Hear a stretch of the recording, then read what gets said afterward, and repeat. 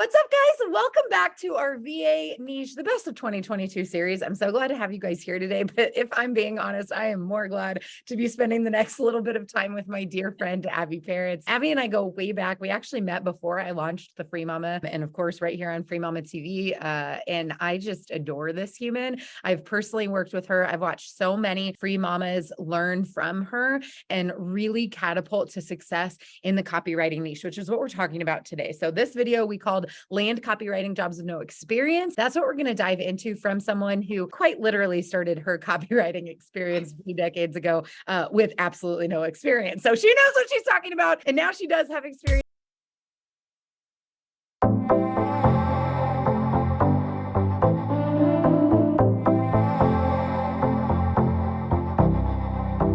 Here with us today. Thank you. It is always so much fun when I get to spend time and hang out with you. So yeah. Oh, you guys all just came to us loving on each other. That's all we're going to do today. So just teasing. We got tons of good information for you. Abbi, introduce yourself to people who might not be familiar with who you are. And then we'll dive into kind of how you got started and how some of those tips are going to be really helpful for aspiring copywriters today. But first, let's start with you and your journey. What did that look like? I mean, because my favorite topics are me and writing. So this works out perfectly. Great. This is why we don't need to prepare. Exactly. So hi, I'm Abbi. I have 5 kids and 1 husband. And I have been writing professionally for a really long time I think it's, my oldest daughter is 23. So it's 23 years. Well, no, it's even longer than that. I had a job writing before she was born. So like 25 years that I've been a professional writer, and I've worked as a freelancer for 23 years because I started freelancing when my first baby was born. And I was like, yeah, I don't want a job anymore. So the job I had before I started freelancing was technically a writing job, but it was a writing job in an office where they just handed me things and said, write about them. And then I had this baby and I was like, I want to be a freelancer. Did not really know what that meant, but I thought it sounded kind of cool. I really liked the part where I would not have to wear pants with buttons. And I am not making this up. Like, these were my motivations. Like, I wanted to sit at home with my baby and watch her little eyelashes unfurl one by one. And like, I couldn't bear the thought of being away from her, and especially not to go back to an office where I was the only girl. So like, in addition to being the writer, I was also the secretary, the person who made the coffee. You know, it was one of those really, people don't know how to do those things. No, it's not a skill that men have, apparently. Anyway, so I decided I wanted to be a freelancer, and I had absolutely no experience. And I did have experience in having been pregnant one time and having birthed an entire living human being. So I started by writing articles for parenting websites that I found on the interwebs. And it was, remember, I'm extremely old. I'm 46, which according to my children means I'm like basically the Walking Dead here. So this was like 1999, and the internet was like a little baby internet. It was not the internet that you know and love today. So when I found these websites, I use the term loosely, right? And I would pitch them these article ideas. And one of them was like, absolutely, we will pay you $25 to write this. And I was like, this is amazing. My husband was like, we could actually use a little bit more than $25. I don't know if you know that. And I was like, why you gotta rain on my parade, you know? So that's anyway. What I'm hearing from you is like, you kind of looked for the low-hanging fruit. What's interesting in my own story, and I've obviously known you for years, and I don't know if I've brought this up before, but like my very first side gig, like it wasn't technically freelancing really, but like that first side hustle, like I was a wedding planner, and I started doing it right after I got married. Right. There you go. Like, there you take this thing, you think you're an expert because you're like, well, I did that, but then you build on it. Right. Like, and I was pretty good. Like I had the natural strengths. I'm very organized. Like I like talking to people. I'm very good at like coordinating and connecting. And like, those were the skill sets I needed. Like you obviously had this experience as a writer, and you go, okay, well, I enjoy writing. Like I had a baby, I could talk about that. Like these, and so I want people to kind of connect some of those dots. Like we really do make it harder than it has to be, but hearing your story and looking at my own, like hindsight's 2020, it's like, oh, well, that was like a really natural thing, but it's Totally. courage. Like if we can just acknowledge for a minute, like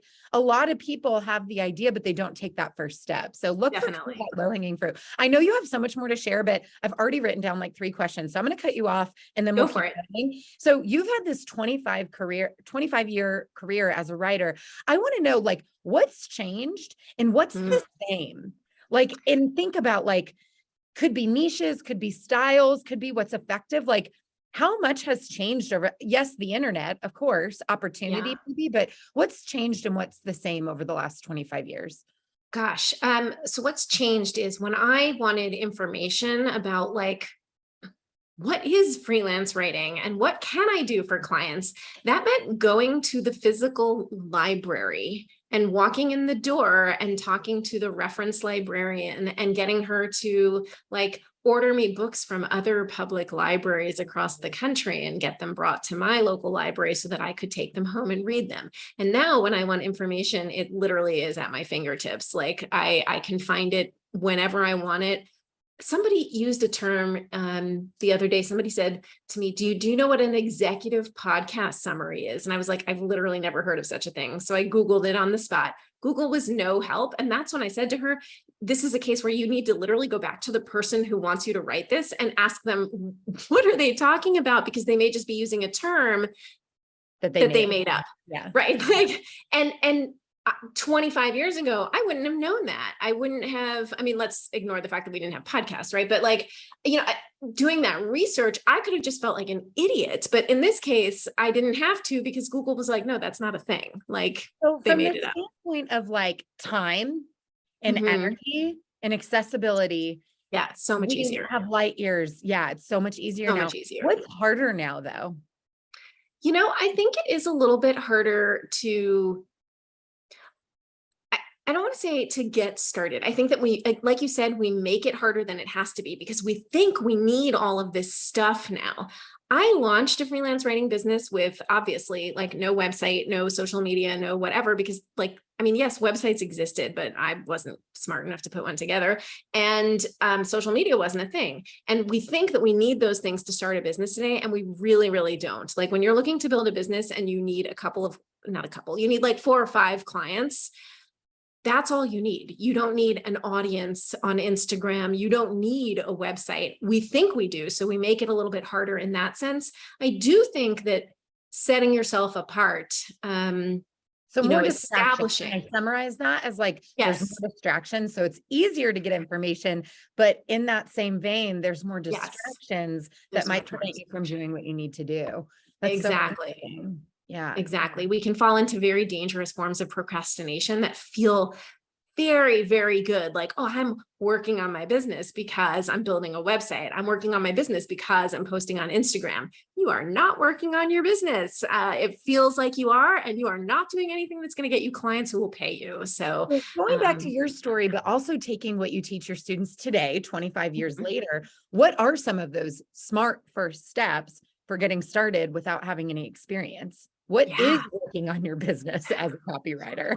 What is working on your business as a copywriter? It is literally talking to people who have the power to hire you. So people who, not only business owners, because we get really caught up in like, oh, I have to talk to the business owner. Yes and no. Like, yes, if you're talking to, especially in the online business world, right? Like we see these businesses and we think, okay, I've got to talk to this person who has this business online, but there's a whole world of offline businesses that need writers. So talking to people who have jobs in offices, like who have jobs in corporate type businessy things, guess what? They hire a lot of writers. I want to say the technical term is a crap ton of writers.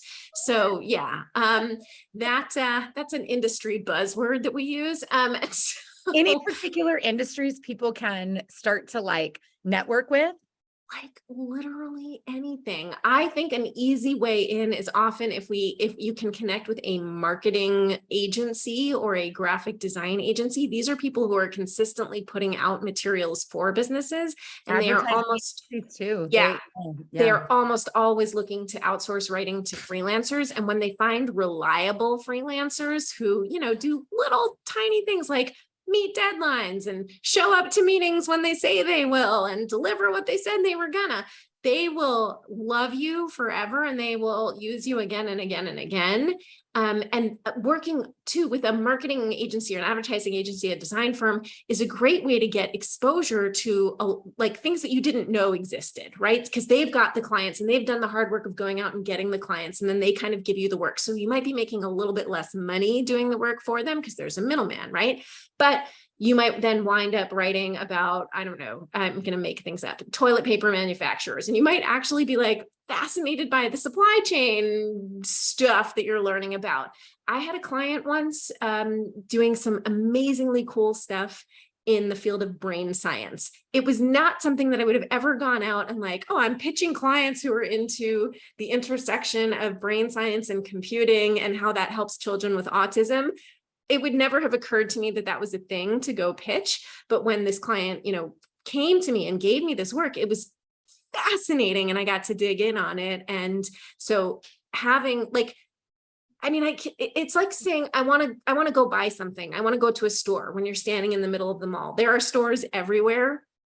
You can just pick one and walk in and you'll be able to find stuff. Okay. Can we talk about the niche thing for a second? Sure. But I have like 45 more questions for you. That's cool. We can ask all of those. Sidebar, just for a second. If you guys are not picking up on her sense of humor and watching me just chuckle over here, I want to talk about the niche thing, but I also want to talk about, you really just touched on something that we actually just had an episode right here on Frame Mama TV. Go check it out, about hard skills versus soft skills. And I want to talk a little bit about how someone can extract this knowledge, because I don't know anything about brain science or toilet paper. So how can I go be a copywriter for these businesses? We'll get there in a minute, but yes. You just made a couple of funny jokes about like showing up on time and like doing what you said you were going to do and like all these different things. And we don't really put a lot of emphasis on soft skills when we're new to the game. We don't consider how important that is. But it's actually astronomically important. Just on a coaching a couple weeks ago, I had a student, I was having them all tell me like things they love about themselves. Like, what do you really believe in? What do you have to offer? And one of them said like, I care a lot. And I was just like, so I'm like, do you know how many people do not care? Like they do not care. And I'm like, if you care, you will win at this game, like, because you are going to stand out above 99% of the crowd. Okay. You were going to talk about niches. And then I want to talk about, as a copywriter, what is our knowledge responsibility versus what do we extract from our clients and how do we do that? But let's talk niches first. Okay. And these really do kind of actually tie in together, because a lot of people get hung up on this, like, oh my God, I can't have a business unless I have a niche. I have to know what my niche is, right? And yes, that's true. If you've already chosen, like if you know that the niche is writing, okay, like you're going in and you're going to be a writer, that's already like, that's a great starting point. So you're not trying to go after like design work or coding or whatever, right? So we're in on writing. It doesn't make sense. Like you don't know on day one if you want to be an email sequence writer or a blog post writer or a website writer or a white paper writer or a case study writer. You might not even know what all of those things are. And that is totally cool. Start by talking to people and saying, oh, is there a part of your business that requires writing that you find difficult, or it would just free up a lot of your time if you didn't have to do, because I could do that for you. And then you'll do a project, you'll write a blog post or two, and you might write, I don't know, a white paper. You might find out what one is and write one and write a case study. And you'll see like 6 months later, you can then look back and say, oh, actually, I hated this, but I loved this. And then you start looking at like, why did I hate and love this? And that's how you're going to figure out what your niche is, rather than like, I see students all the time who are like, okay, well, I'm now going to take 6 months to figure out what my niche is, and then I'll start getting work. And I'm like, no. We want you to be working and making money now. And this ties into your question about what is our knowledge? What was the word you used? Our knowledge responsibility. As a copywriter, what are you responsible for knowing versus what is your obligation to extract from your client? Exactly. And this is the beauty. One of the big, if you are a writer, like if you're a person who self-identifies as a writer at your core, meaning you've always kept a journal, you're the person who in college, everybody was like, can you read my essay before I turn it in? Like you're that person. then you know what writer's block is, and you know what it feels like to sit down and be like, I don't know what to say. And that doesn't happen when you're writing for clients, because generally speaking, when you're writing for clients, it's not your job to come up with the great idea or the framework or the formula. It's their job. When you're writing for a client, their job is to tell you the stuff. So like I said, I wrote about, this brain science-y thing. I mean, I do know a fair bit about brain science from a consumer standpoint, because I have a kid with intellectual disabilities and I've done a lot of reading along the way. I definitely did not know about their proprietary technology that they invented. So guess what? It wasn't my job to come in knowing about that. It was my job to be really super curious and to ask a lot of questions and to continue asking questions until I had all of the information that I needed in order to write. So I would say that's the biggest thing that a really good copywriter needs, a really good writer in general, is to be willing to come curious, as one of my amazing coaches says, and ask questions and continue asking questions until you're absolutely certain you understand what the client is talking about. I have written about topics for clients in many, many different industries. I have written in the pharmaceutical industry. And when I'm writing, what I wrote for them at the time was about very specific laws that cover what pharmaceutical sales reps are and are not allowed to do and say when they are selling pharmaceutical products. So there are incredible laws that vary state by state and country by country about what you are allowed to do and say when you walk into a doctor's office and say, here's our brand new drug and it solves this problem. Like, can you even say that? Maybe there are laws. And I don't know any of that, like not even a little bit.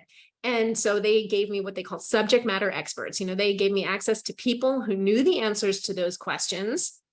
And it was my job to ask them those questions and find out, what am I allowed to, like, okay, I'm a sales rep. I'm getting in my car and I'm going to see the doctor. What can I do? What can I say? Are there rules about lunch? Yes, there are. So like, I didn't know any of this, and I learned it by asking questions. And it's kind of like when you're cramming for that European history AP exam, like I don't retain any of this knowledge afterwards because it's not that interesting. Whatever, like the random facts will stick, right? Like 1066, I know that's an important date in European history, no clue why. So like random facts about pharmaceutical laws will stick in my head. Like I know there's stuff about lunch, couldn't tell you the details now, but at the time I was totally immersed in it. And you don't have to know this stuff like as a general knowledge thing. Your clients will give you the information that you need. So let's talk workflow. So let's assume we actually land the client. We won't go through like a sales call for the purposes of this conversation, but you actually land a client, and I'll let you pick the work we're doing for them. But let's assume that it's either, a new industry or just a new business model, or like you said, the proprietary framework or information or whatever. What does it actually look like to kind of collaborate with a client and then actually complete work as a writer? And I'm sure that it does vary by project, but pick one and walk us through. Yeah, absolutely. So it varies not only by project, but also by the writer who's involved. So I discovered pretty quickly with the people I was working with as clients, they didn't want to do things like fill out a form or a sheet or whatever ahead of time. That was not something that they were willing or able or whatever to do. And so I started scheduling what I would call a kickoff call. And I would block, I actually got this idea once I was on a call with somebody, I don't even remember for what.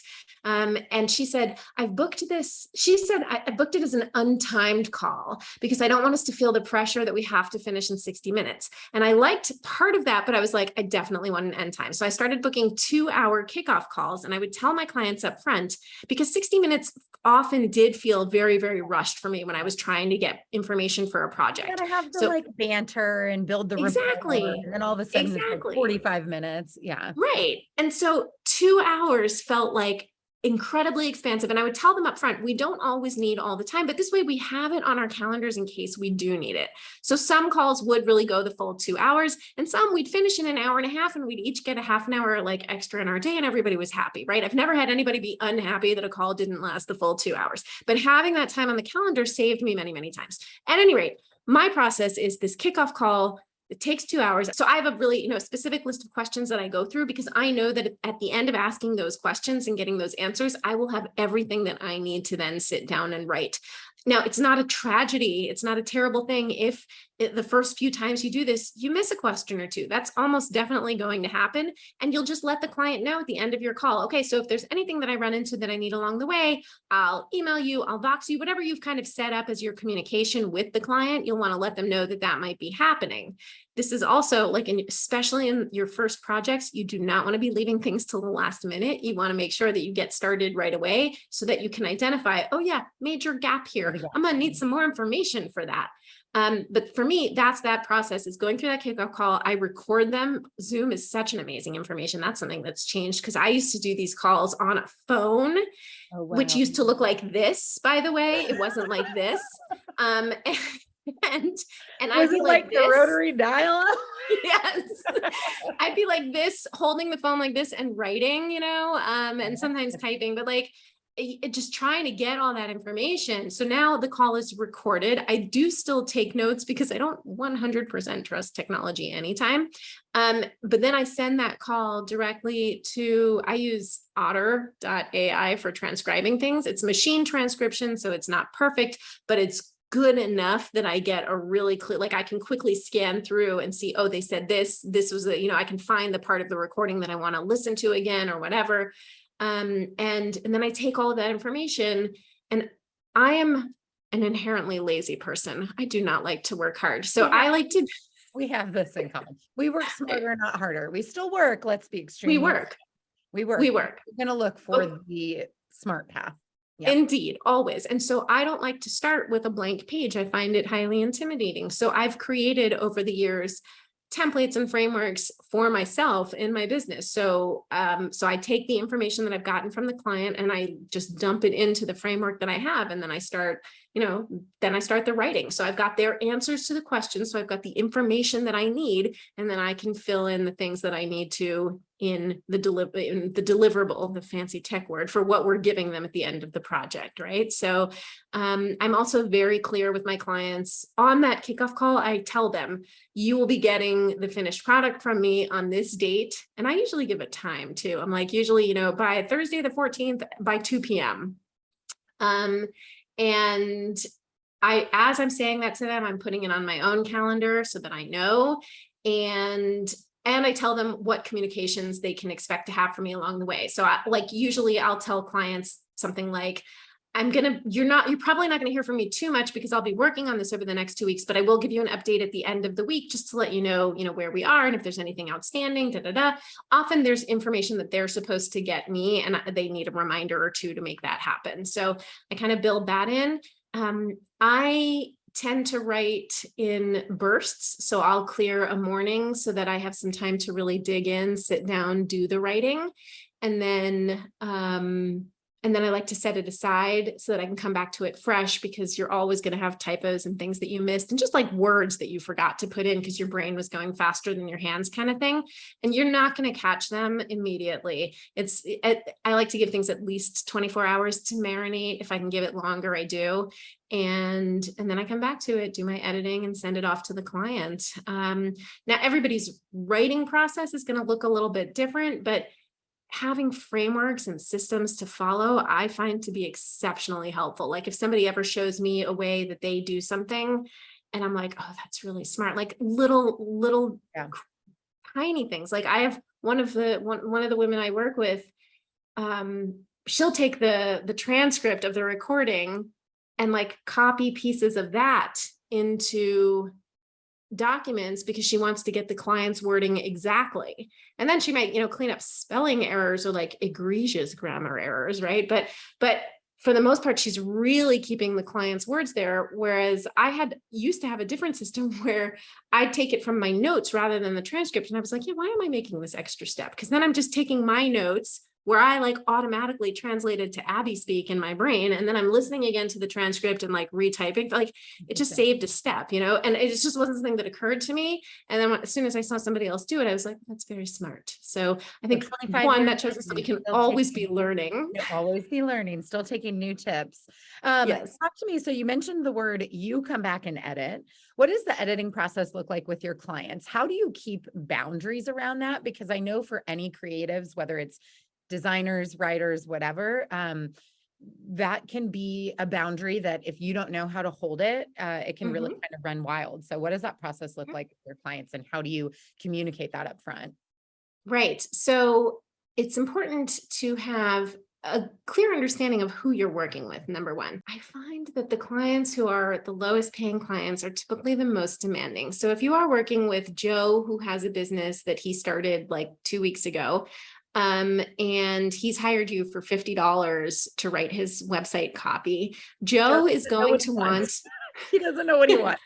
Right. He's got, like Joe is going to require 16 rounds of revisions, and he's going to get very angry when you balk at that, regardless of you've put in your contract that this price includes 2 rounds of revision. Joe is not going to care because he didn't actually read the contract that he signed, and he needs this. And why are you being so annoying about it? And whatever. When you work with corporate clients, there will be more of a, awareness, let's say, of the contract and the rounds of revisions. You may run into an issue there, though, where you have a lot of what we call stakeholders in a project. And it's really important there to make sure that they understand you need to consolidate all of that feedback. And because what happens, and this, we're going back to the days of Microsoft Word and track changes and all that, like way before Google Docs, right? So I'd get these Microsoft Word documents with track changes in them, and there would be comments from like 15 different people. And like Bob would say, I think we should say ABC here. And Mary would be like, I disagree, we should say QRS. And then Steve would come in and say something totally different. And I'd be like, I don't know any of these people and what you want me to do. So I would, right, like I would literally kick it back to the person who was my contact at the company. And I would say, you figure this out, and then you come to me. Now, I didn't do that on my first project, obviously. Like that took, a couple of years of me making myself crazy and tearing my hair out and whatever. And then I learned to kick it back to the person. So it is important to have clear boundaries. At this point, most of the clients I work with, I don't have to cap revisions because it's very rare that it happens. But definitely when you're starting out in as a writer, you want to be clear. You want to, you want to have that wording in your contract, and you want to learn to stick to that. You also do want to learn, though, that sometimes if a client is coming back with something fairly small, it's usually a good idea to like kind of pick your battles. Like if this has the feeling of a good relationship and a long-term potential client, and you feel good about the work, then I wouldn't balk if somebody came back with an extra, like, oh, we added this team member, can you also put their bio in? That's the kind of thing that I like to do for my clients, because I do want long-term relationships, and I prioritize a long-term relationship over like an extra $50 for writing this extra bio. But again, like, you have to make these decisions in your own business. And what you don't want is to get caught in a situation where you feel enormous resentment about the work. Yeah. That's such good advice. I have one last question for you, and it's a true or false. True or false, you have to have a portfolio to get started as a copywriter. False. I don't know. I mean, apparently there's people in the world who don't know who I am, which is just crazy because like whatever. But I don't have a college degree. I definitely did not have a portfolio when I started. I don't show anybody a portfolio today. And I get paid a decent amount of money to write stuff for people. Yes, I have experience now, but honestly, people don't necessarily know that. Like they hear my name bandied about perhaps in certain circles. No, nobody's bandying my name about, but like they'll come to me and they'll say, I heard you did this. They don't ever ask for proof of that. I'm not saying go out and lie and say you did things that you didn't, but like no one really cares about your portfolio. I've seen writers agonize over this, like, well, how many? I'm like, first of all, if you're sending more than like 2 links, literally nobody is reading these things. Like, who has time for that? What clients want to know at the end of the day is, can you solve my problem? Can you please make this stop? I don't want to have to do it myself. Can you do this? And if you can talk to them about, well, yeah, here's the process that I'm going to use to get this work done, that's much more useful to them than reading your blog post. So yeah, you don't need a portfolio.